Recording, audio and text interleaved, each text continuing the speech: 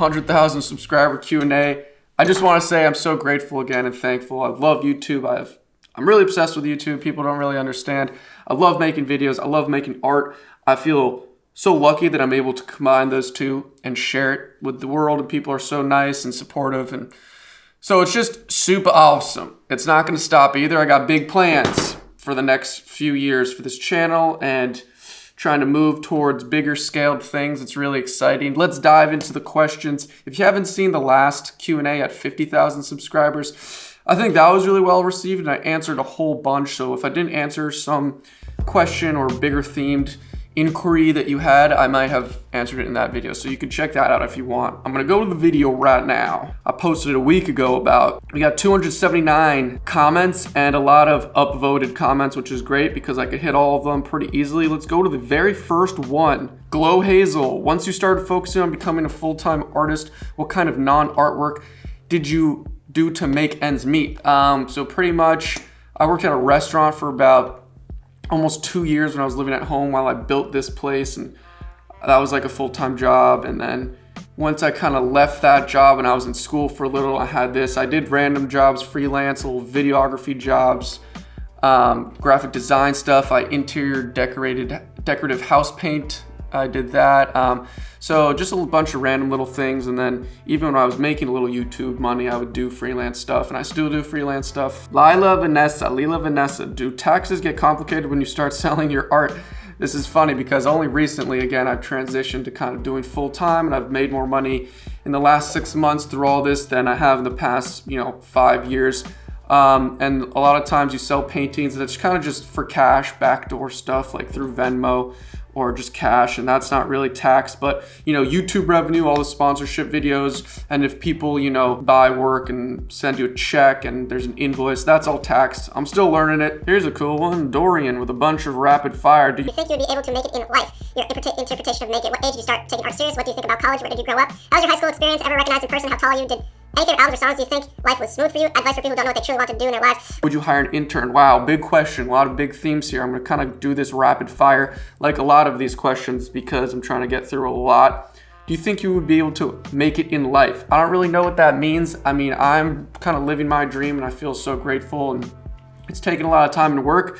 But I'm just, putting my head down, and it's all about hard work and perseverance. So I'm trying to do that. What age did you start taking art seriously? Probably around like 20.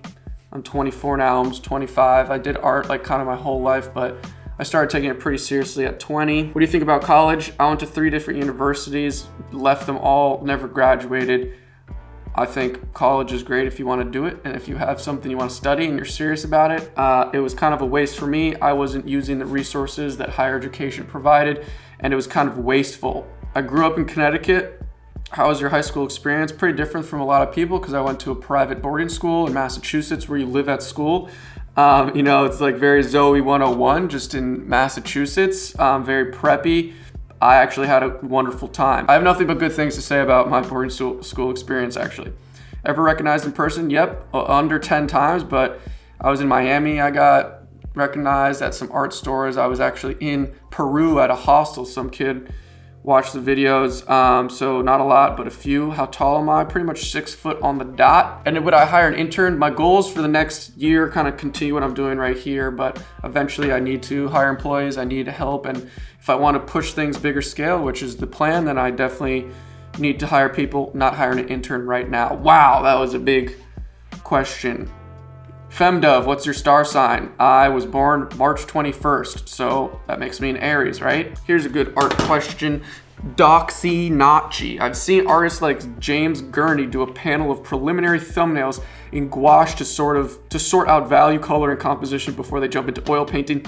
In your experience, is that prep work and planning an important step? Do you just go for it and see what happens? Shout out to James Gurney. Amazing. Probably like the godfather of illustration in the United States. He has an awesome YouTube channel with amazing videos. He's like out of this world artist.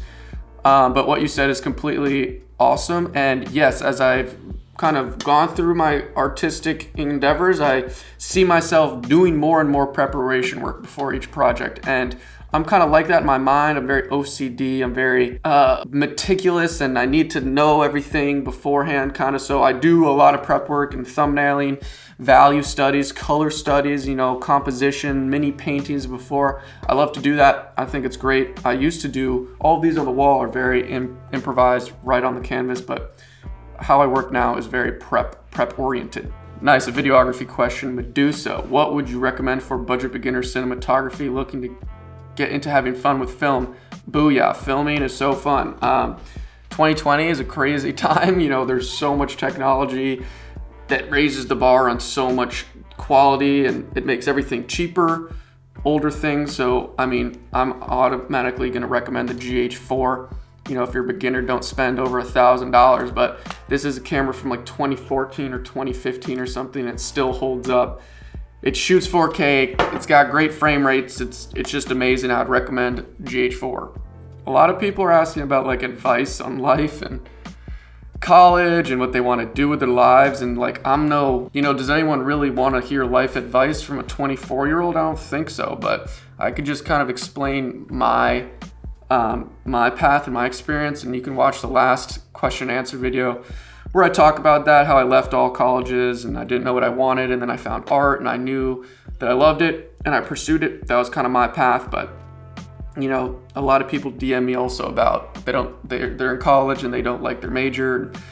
I just say the same thing, that there's so many kids like that. I think most kids don't know what they want. I certainly did it, so it's not a unique feeling, I think, for people in that kind of age bracket part of their life. Daniel B, will you ever do stickers that we can buy? People ask me that all the time. Here's a few that I've made of my characters. They're pretty rad. I made a couple hundred of each, but I'm not really selling them because it's a lot of work to ship and international, and I'm working on making prints, I'm working on making merchandise, I'm working on making stickers. So just be patient, everybody, alrighty? SNT, Scintmaster, do you ever use any kind of reference from like real human faces when making those crazy face guys, or are they all just from your head? All of those characters and crazy, fantastical, unrealistic characters, I pretty much go from my head. It's very Mr. Potato Head style. I have a mediumly good grasp on the features of the face, and you kind of just move them around, make them different. But for like when I do oil paintings, I can't obviously think of realistic humans and paint it from my head. I always use reference for traditional oil painting. I don't have that power. I don't have that memory. Here's something people kind of always ask, and it's a bigger themed question I get a lot. When did you decide to do art full time? And it's a very complicated question. It was like a 3-4 year period of slowly transitioning. It wasn't just I quit my job and then did all this stuff. I left school. I got a job at a restaurant full time, worked for like 2 years. I was doing art throughout that before I had my studio in my room. Then I built the studio. I kept doing it, take it more seriously. I still worked. Then I went back to school and I still did painting and videos and all that. And then only recently, until last summer, when YouTube started picking up more, I decided to do it full time and see if I can just continue to send it and grow it. And that's where I've been the last 6 months. So slow transition. That was kind of my experience. What's your favorite piece of art in general, and what is your favorite piece of art you've done? Thanks, Lucas. It's hard to pick my own favorite. Pretty much every project I spend a really long time on, and if I think about it for months and months and then I do it, I'm pretty obsessed with it while I make it, and then I kind of finish it, and I immediately kind of think of the next thing to do, next project. So I'm very in it during the moment, and then I kind of leave it. But I have like a bunch of tattoos of all my paintings, so the ones I got tattooed are my babies. They're all my babies. And then favorite piece of art in general, that's pretty hard. I couldn't say that either. I couldn't even tell you my favorite artist, but the different styles of art, there's too many, so I'm just not going to answer it. Sorry. Here's a good question. Mark H, first and foremost, I love the videos. Question, how do you handle stress, for example, if you take on too many projects? This is only recently I've found out, because before I wouldn't get many commissions. I'm talking about like a year ago. And it would just be how much I put the load on myself, how many paintings am I trying to do, projects. Recently I'm getting, I have to upload videos pretty much once a week. That's like always pressure that I have. And then I got commissions, I got other sponsorship deals and other friends and families and gifts and all these things juggling. So it's been pretty crazy the past 3-4 months, to be honest. And you just gotta work. I mean, if I don't edit every day, pretty much for at least 2 or 3 hours, I get behind editing, and then that stresses me out. So you just gotta be on top of it. I don't know, there's no real secret. You just gotta be diligent about time management and just get her done. So many questions about college and when I was studying growing up about art and what I wanted to do. And, I think that the easy answer is that you never really know. I mean, if people want to be lawyers and scientists and mathematicians, that's great, and going to school is exactly what you should do. But, if you don't really know what you should just try a bunch of things and experiment and get weird, and you're going to eventually stumble into something and a door will open. But I think you just got to be open, the life advice from your boy SLEW, 24 years old, got all the answers, right? Wrong. Ooh, here's a cool question that I have a good answer for. What is your favorite step during your art process, and what do you find the hardest step? Love your work, Zach Rovers. Okay, so my favorite part, this is specific and it changes, but my favorite part is like the first couple marks, like when I do an outline of a face or I rubric out or pencil sketch, like I love those first marks. That's my favorite part because it's like you finally are starting, which is a really hard thing. One of the hardest, I think, to actually begin. But once you begin, it's really fun, the first beginning. And then I think also the hardest thing is persevering through and not only just finishing, but not cutting any corners and making every stroke and every inch of the canvas or painting or project to the highest quality standard that you can hold yourself to. So that's there you go. Here's another question I got triggered on in the last Q&A. Does talent exist, or is it just about enough practice? So I am firm believer of you can learn anything and you can do anything if you do it long enough and practice hard enough. I think there's basic talent, but I also think another kind of compartment to that argument is your passion. So like I could say to my sister, like if my sister wanted to do the art I do or paint professionally, I think she could if she put in the time and work. But if she's not into it, she's not gonna do it. I think she has the capabilities. I think anyone does. Like I don't have the capabilities of LeBron James.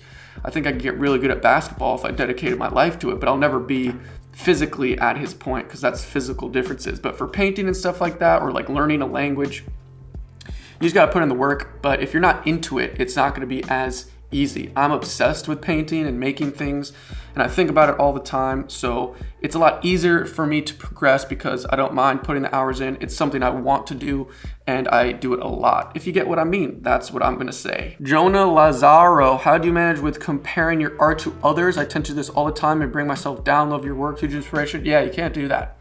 What's the famous quote? Comparison is the death of joy. Is that Mark Twain? What a quote. But yeah, you can't compare yourself. That's just unrealistic. I obviously do all the time. I compare myself to other YouTubers. I compare my numbers to other YouTubers specifically. I don't compare my art to other people because it's my art. I make the art I want to make, and where I'm at technically and my abilities is where I'm at. But yeah, so no, don't compare yourself. I think it's a big problem. Got a wedgie. People are so nice. Everyone's so supportive. And if you reach out to me on Instagram, I literally respond to everyone. I try to. I get like 100, 200 DMs every week. So can't have a huge conversation, but I say what's up on Instagram if you want to follow me there. Good question here. How did you know when to level up your art supplies, equipment, put more money into your work? Did you ever regret buying something for your work, such as camera, a light here for the feels? Yeah, I've definitely regretted buying really nice paint or really nice paint brushes that I either didn't end up using or I could just tell that it wasn't different from cheaper paint. I mean, camera equipment and lighting, no, I always think buying nice things like that really helps quality, so that's good money spent. But like, people ask that all the time. What paint do you use? What paint brushes? What canvases? Like, it's all really the same, especially if you're a beginner. If you're doing this for a living and you're doing painting every day, every week, yeah, get nice paint, get nice brushes. It's your career, it's your life. But for beginners, and I think a lot of people who watch the videos you can use cheap paint. You will not know a difference, and it's still pretty good. So that's that. Oh, Zach Gauthier, sorry. If you've had to pick either videography or painting to continue pursuing, and you can no longer do the other, which would you choose? That's a terribly sad question. I would probably continue painting, because painting to me and drawing is like the ultimate practice. I mean, there's everything, sports, or there's language, or there's writing, but for me, it's like you can always improve, and there's unlimited things to do in painting. There's unlimited things to paint. There's unlimited styles, so it's like it can never get boring, and you could do it infinitely, and like even the best of the best of the best can still improve. That's how I think of it, a real practice. So I think that I would do that forever if I couldn't. And like, I mean, you could do the same thing with videography and stuff, but I don't know, for me, that I've always thought of painting and drawing like that, so there's that. Eve's Drawing, so glad I came across your YouTube channel. Do you have a particular artist, videographer in mind that has motivated you to create YouTube videos?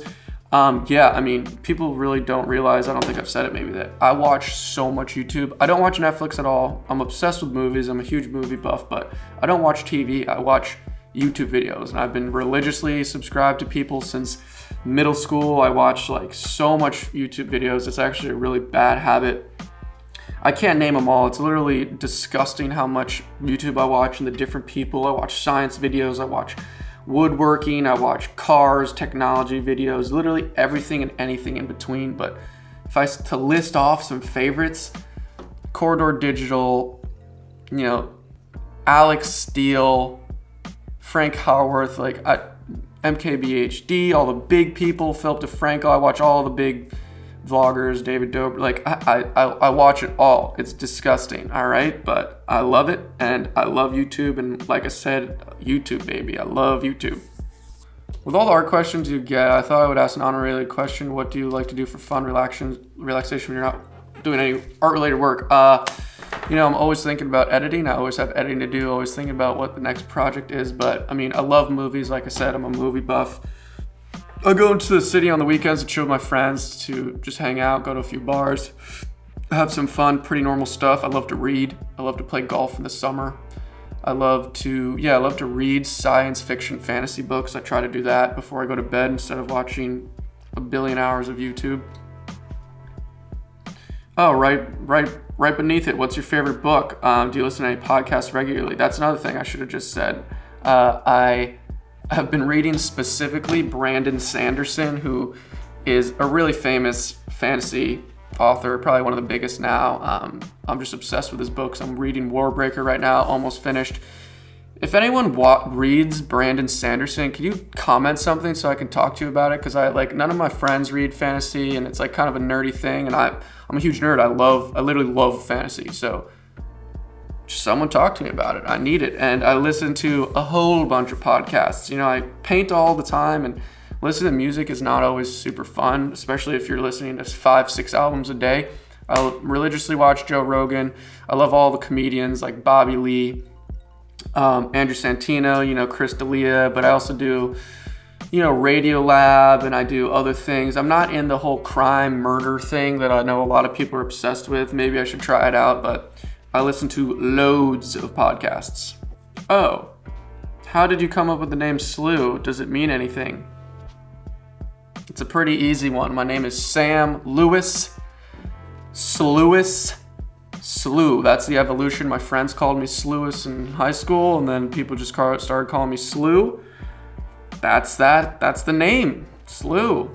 Do you ever work on congratulations, do you ever work on a painting for a few hours and then get bored with it and want to do something else? People have asked me this before. Actually, I was talking to my friend about this recently, and I never do that. I don't really sketch. I do sketch for fun. I do little sketches here and there, but when I have a project planned and I know I'm going to make a video and I know it's going to be a big project, even if it's working for 6 hours or for 6 days, I'm in it. Like I'm not going to stop. Even if I know it's not going well or I'm not that into it, that's like one of my biggest things. Like I have to finish, I have to see it through, and I've never really given up. I think there was one painting I gave up on way, way long ago when I didn't have the studio, but other than that, I have a pretty solid idea of what I want to do, and then I just spend as much time as it takes to do that. So yeah, I've never really given up, but it's not a bad thing, you know what I mean? As long as if you know that this isn't what you wanted and it's not going the right place, it probably would save time to either start over or try something else. But for me,